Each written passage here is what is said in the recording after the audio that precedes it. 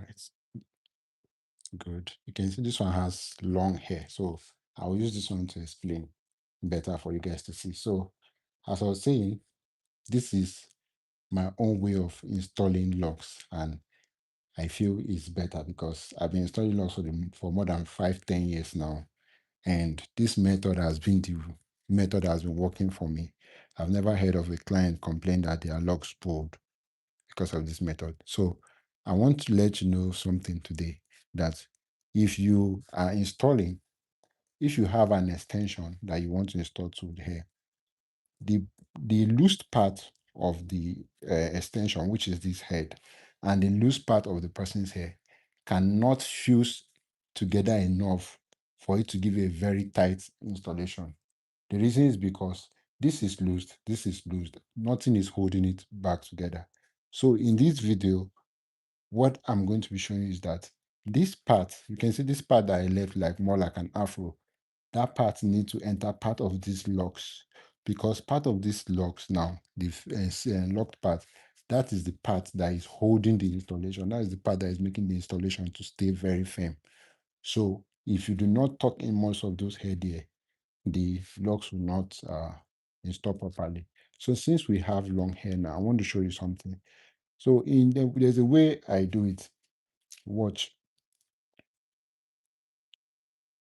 You can see I'll fetch part of the hair. This is one. You can see I've tucked in one.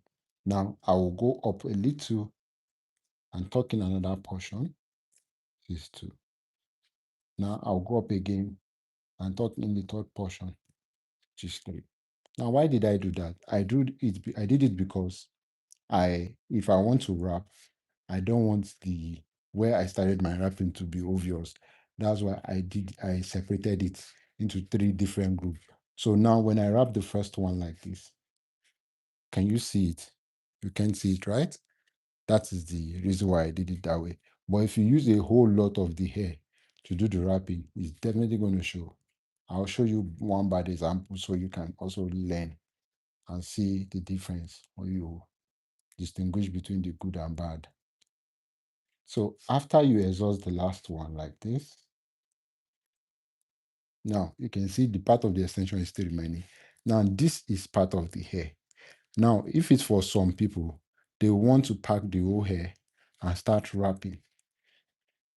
See, when you do it, this is what happens. You see how swollen this place is looking. It's looking very swollen. So a better way to install it is, let me show you.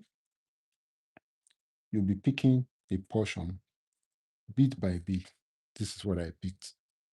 See what I picked. Then you wrap like twice.